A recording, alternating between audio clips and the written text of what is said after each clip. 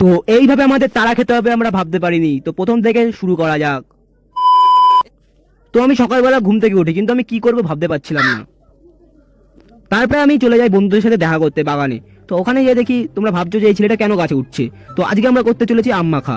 তো আমরা গাছের দিয়ে আম পেড়ে নিলাম। তারপরে আম পড়ার পরে আমরা দেখিয়ে দিলাম, তোমাকে দেখতে পাচ্ছ। তারপরে আমরা আমটা ছুলে নিলাম।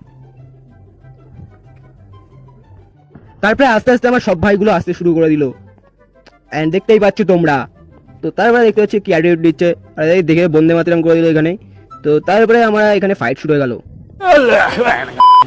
তারপরে এদের কি বলবো।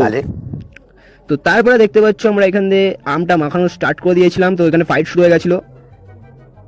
তো তারপরে দেখতে পাচ্ছ তোমাদের সামনেই রয়েছে আম মাখা পুরো রেডি। তার সাথে আমরা টমেটো দিয়েছিলাম, এটাকে ভালো করে আমরা ঝাঁকিয়ে নিলাম। অ্যান্ড তারপরে আমরা খাওয়া শুরু করে দিলাম। অ্যান্ড খুবই ভালো হয়েছিল, গরমের মধ্যে খাচ্ছিলাম। তারপরে এখন আমরা যাচ্ছি পুকুরে স্নান করতে। তো আমাদের সাথে রয়েছে আমার ভাইগুলো। তো এখানে আমরা ধাক্কাধাক্কি খেলা শুরু করে দিলাম। অ্যান্ড সামনেই একটা ভাই পড়ে গেছিল, আর তারপরে একটা ভাই বললাই ঢিল মেরে দিয়েছিল, আর আমরা পালাতে শুরু করে দিই। তো ফাইনালি আমরা পুকুরের ওখানে চলে যাই, আর ওখানে যেয়ে দেখি এখানে অলরেডি লোক আছে। তো ঝাপানো শুরু করে দিল। তারপরে আমি চলে গেলাম।